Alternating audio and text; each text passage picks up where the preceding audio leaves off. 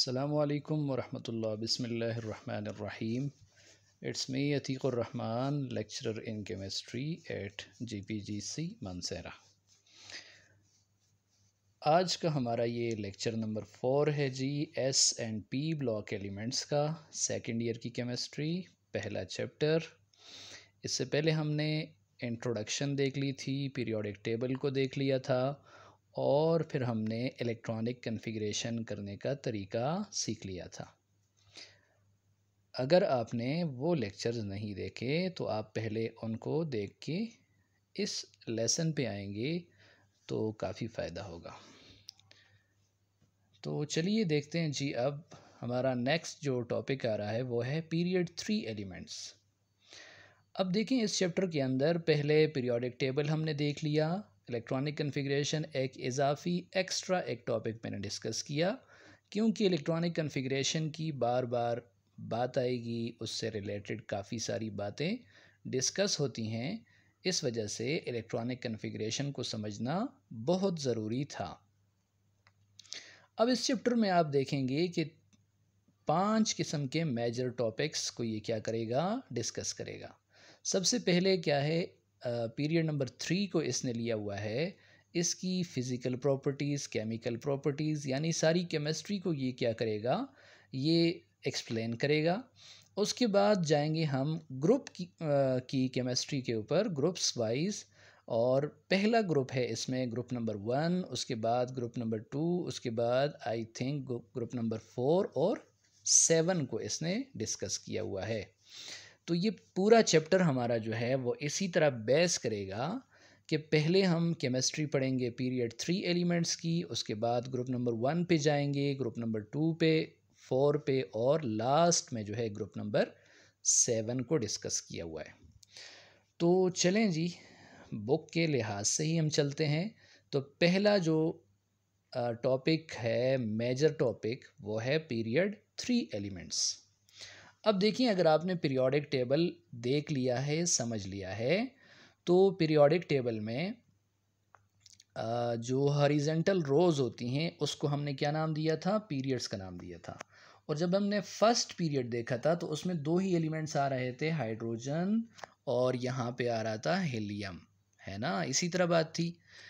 अब दूसरी पीरियड जो था उसमें लिथियम और इस तरह कुछ एलिमेंट्स आगे आ रहे हैं जी, आप पीरियोडिक टेबल में देख सकते हैं। हमारा जो मेन कंसर्न है, जो बुक के सिलेबस के अंदर है, वो है जी थर्ड पीरियड। अब थर्ड पीरियड जो है ये स्टार्ट होता है सोडियम से और ये जाके एंड होता है कहाँ पे, ये एंड होता है आर्गॉन के ऊपर। किसके ऊपर? आर्गॉन के ऊपर। अब इसमें कौन कौन से एलिमेंट्स हैं इस पीरियड नंबर 3 में, तो ये इसने लिखे हुए हैं जी कि period number 3 elements consist of, इसमें कौन से एलिमेंट्स हैं, सोडियम जिसका सिंबल Na है, दूसरे नंबर पे है मैग्नीशियम, तीसरे पे एल्युमिनियम, चौथे पे सिलिकॉन, इसके बाद फास्फोरस, सल्फ़र, क्लोरीन और लास्ट में क्या है, आर्गॉन। तो ये एलिमेंट्स हैं जी। सबसे पहले है सोडियम, उसके बाद है मैग्नीशियम, उसके बाद है एल्युमिनियम, उसके बाद है सिलिकॉन, उसके बाद है फास्फोरस, सल्फ़र, क्लोरीन और लास्ट में है क्या, आर्गॉन।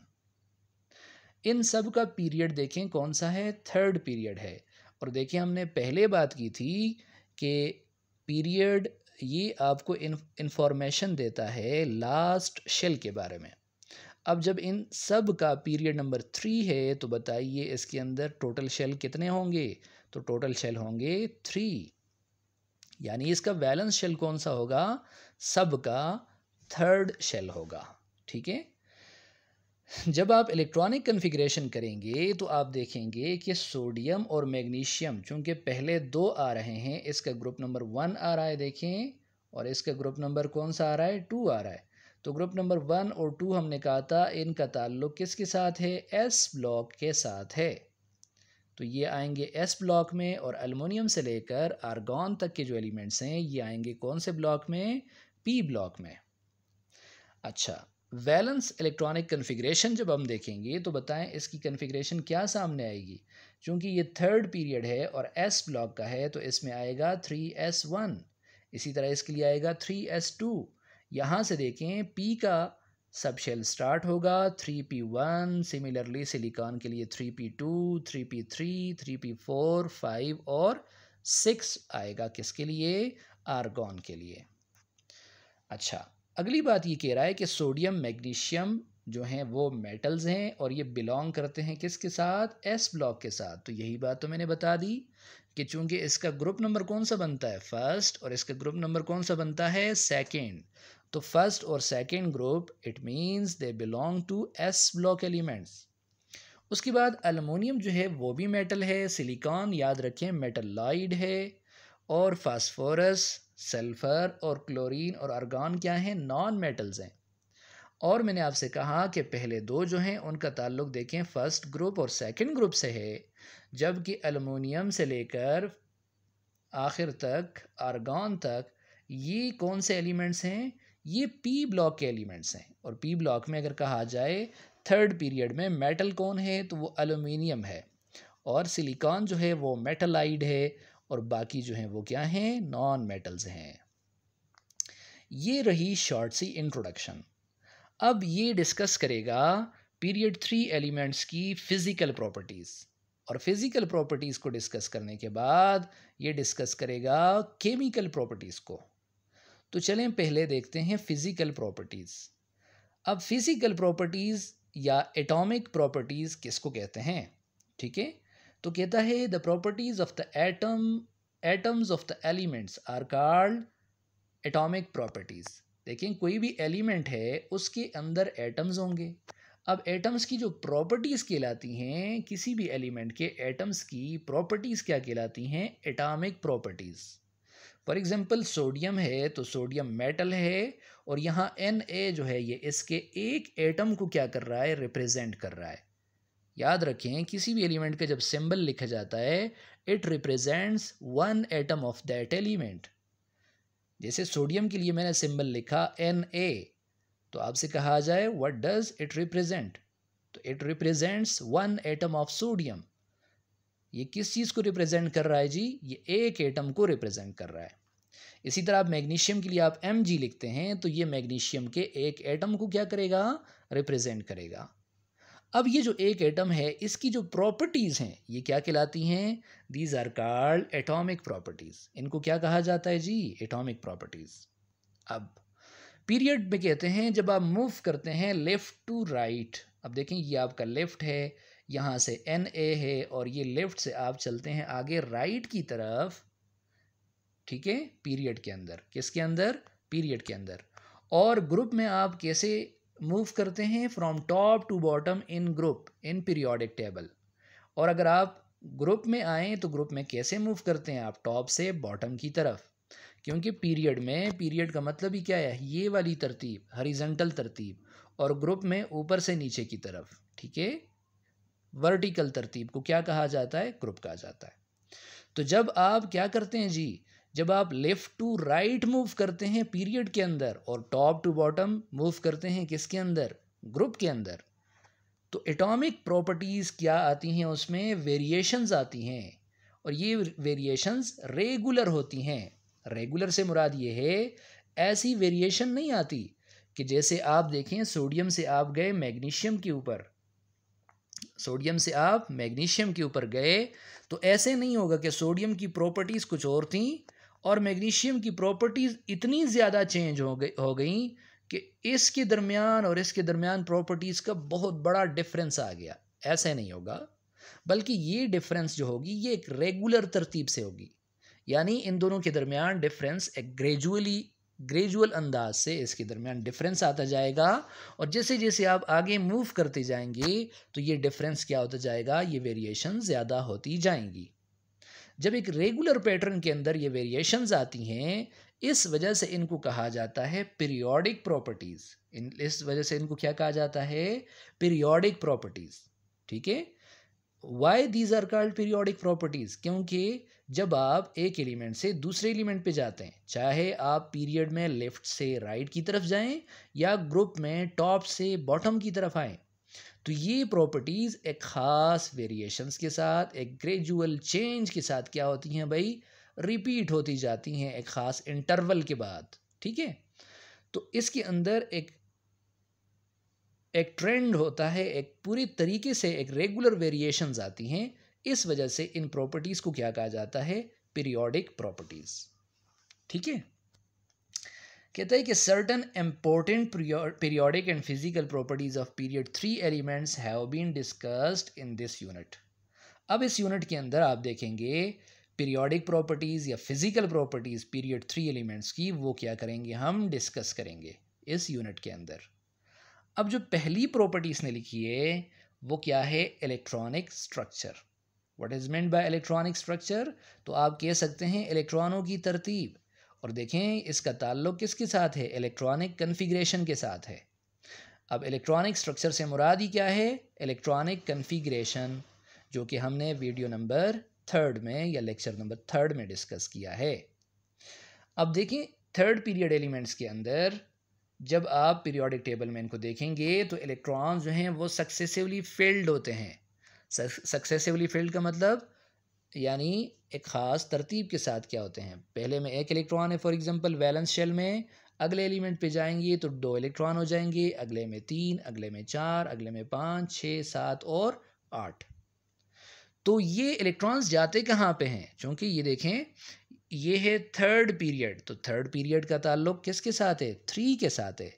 और पहले 2 एलिमेंट्स जो हमने देखे सोडियम और मैग्नीशियम, तो देखें वो एस ब्लॉक के एलिमेंट्स हैं, तो इनके अंदर वैलेंस इलेक्ट्रॉन किस में आएगा, इनके अंदर वैलेंस इलेक्ट्रॉन आएगा एस में, ठीक है। उसके बाद जो 6 एलिमेंट्स हैं देखो उनका ताल्लुक किसके साथ है, पी के साथ है। तो इस वजह से मैग्नीशियम के आगे अल्युमिनियम से लेकर आर्गॉन तक उनका ताल्लुक पी के साथ है। तो क्या होगा जी, उनके अंदर filling of electrons, valence electrons जो होंगे वो कौन से शेल में जाएंगे, सब शेल में, वो पी सब शेल में जाएंगे, ठीक हो गई बात। अब इलेक्ट्रॉनिक कन्फिग्रेशन कहता है यहाँ पे दी गई हैं, और यहाँ आपको एक ये क्या दे रहा है, एक इंफॉर्मेशन दे रहा है इजाफी कि यहाँ एन ई ब्रैकेट के अंदर जो लिखा हुआ है ये रिप्रेजेंट कर रहा है किसको, इलेक्ट्रॉनिक कन्फिग्रेशन ऑफ नियॉन को। अब नियॉन की कन्फिग्रेशन क्यों इसने लिखी है, तो देखिए बजाय मुकम्मल कन्फिग्रेशन लिखने के इसने क्या किया है, इसने कन्फिग्रेशन को शॉर्ट करके आसान कर दिया।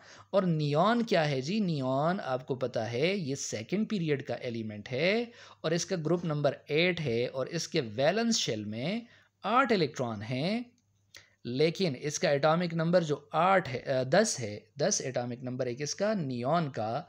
तो देखिए इसकी कन्फिग्रेशन क्या होगी, 1s2 2s2, उसके बाद आएगा 2p6 2p6। अब देखें इसके अंदर सेकंड पीरियड है इसका, तो इसका वैलेंस शेल कौन सा है, सेकंड है, और इसके वैलेंस शेल में कितने इलेक्ट्रॉन्स हैं, ये देखें सेकंड पीरियड ये है, सेकंड शेल, तो 2 और 6 8 इलेक्ट्रॉन्स हैं। एस के अंदर 2 इलेक्ट्रॉन्स हैं, पी के अंदर 6 इलेक्ट्रॉन्स हैं। अब नियॉन जो एटॉमिक नंबर 10 है उसकी कन्फिग्रेशन ये लिखी हुई है, ये लिखी हुई है 1s2 2s2 2p6। अब बजाय निचले इलेक्ट्रॉन्स की, निचले एटम्स की, ये सोडियम मैग्नीशियम, इनके अंदर ये 1s2 2s2 2p6 लिखने के उन्होंने क्या कर दिया है, डायरेक्ट क्या कर दिया है, Ne कर दिया है। तो देख सकते हैं आप सोडियम इसका एटॉमिक नंबर 11 है, देखें 12 13 14, नेक्स्ट का 15 16 17 18। अब आप देखें इसकी कन्फिग्रेशन में, तो देखें सबसे पहला जो है टोटल 11 इलेक्ट्रॉन है, तो 10 तो किस में आ गए, मैंने आपसे अभी कहा 10 आ गए किसके अंदर, नियॉन के अंदर। अब बचता कौन है, बचता एक ही इलेक्ट्रॉन है, तो बताओ इसकी कन्फिग्रेशन कहाँ पे ख़त्म हुई थी, 1s2 2s2 2p6 2p6।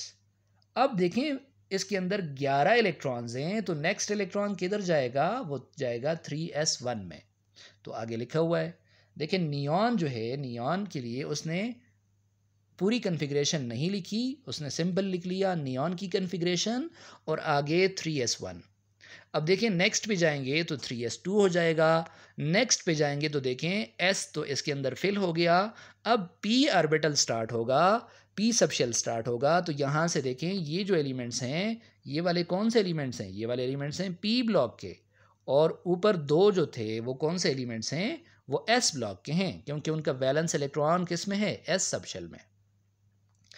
तो आप देखेंगे नियॉन 3s2 फिर 3p1, अगले पे देखेंगे सिलिकॉन के लिए क्या हो जाएगा? 3p2, फास्फोरस के लिए क्या हो जाएगा? 3p3, सल्फर के लिए हो जाएगा 3p4, और इसी तरह क्लोरीन के लिए देखें तो क्या हो जाएगा जी? क्लोरीन के लिए हो जाएगा 3p5 और आर्गॉन के लिए हो जाएगा 3p6।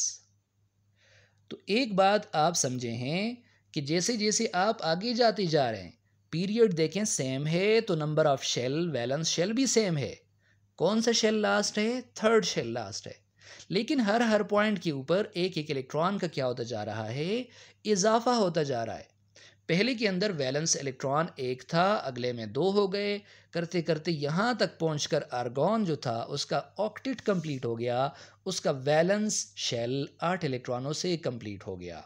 और वैलेंस शेल कहाँ पे शो हो रहा है? तो ये पूरा जो है वैलेंस शेल है 3s2 3p6। आपसे कहा जाए वैलेंस शेल कौन सा है? थर्ड वैलेंस शेल है। और इसके अंदर सब शेल कितने होते हैं? तो देखें इसके अंदर सब शेल जो इन्वॉल्व हैं इलेक्ट्रॉनिक कन्फिग्रेशन में वो कितने हैं जी? वो दो ही इन्वॉल्व हैं, एस और पी। आल दो याद रखें इसके पास डी ऑर्बिटल भी होता है, क्योंकि जिसके पास थर्ड शेल होता है, तो थर्ड शेल आपको पता है थर्ड शेल में क्या होता है जी? थर्ड शेल में जो तीसरा शेल है उसमें एस, पी और डी होते हैं। लेकिन यहाँ पे एस और पी इन्वॉल्व हैं इलेक्ट्रॉनिक कन्फिग्रेशन में, और डी याद रखें डी यहाँ पे अवेलेबल है, और डी यहाँ पे क्या पड़ा हुआ है? वैकेंट पड़ा हुआ है। क्या पड़ा हुआ है जी? वैकेंट पड़ा हुआ है। ठीक हो गई बात? तो ये था आज का हमारा टॉपिक, जिसमें हमने देखें एक छोटा सा टॉपिक डिस्कस किया। और क्या डिस्कस किया हमने? सबसे पहले हमने इंट्रोडक्शन देखी पीरियड 3 एलिमेंट्स की, फिर हमने कहा फिजिकल और एटॉमिक प्रॉपर्टीज़, और फिर हमने एटॉमिक प्रॉपर्टीज़ को डिफ़ाइन किया, व्हाट आर एटॉमिक प्रॉपर्टीज़। उसके बाद पीरियोडिक प्रॉपर्टीज़ इनको क्यों कहते हैं ये बात हमने डिस्कस की। और फिर हमने फिज़िकल प्रॉपर्टीज़ जब स्टार्ट की तो पहली प्रॉपर्टी जो हमने डिस्कस की वो पीरियड 3 एलिमेंट्स के इलेक्ट्रॉनिक स्ट्रक्चर के बारे में थी, जिसमें एक इन्होंने शार्ट करके एक बात लिखी है, नियॉन की कन्फिग्रेशन, उसके बाद एस और पी के अंदर वैलेंस शेल में कितने इलेक्ट्रॉन आते हैं, तो उस तरतीब को बताया। और ये बिल्कुल क्या है? इजी है। उम्मीद है आपको इसकी समझ आ गई होगी। नेक्स्ट हम देखेंगे इंशाल्लाह ट्रेंड इन एटॉमिक रेडियस। और व्हाट इज़ एटॉमिक रेडियस? इसको देख के इसका ट्रेंड देखेंगे कि पीरियड में, थर्ड पीरियड में जब आप सोडियम से आर्गॉन की तरफ जाएंगे तो इसका साइज़ क्या होगा भाई? किस अंदाज से चेंज होगा। तो आज के लिए इतना काफ़ी है। इंशाल्लाह नेक्स्ट लेक्चर में फिर मिलते हैं।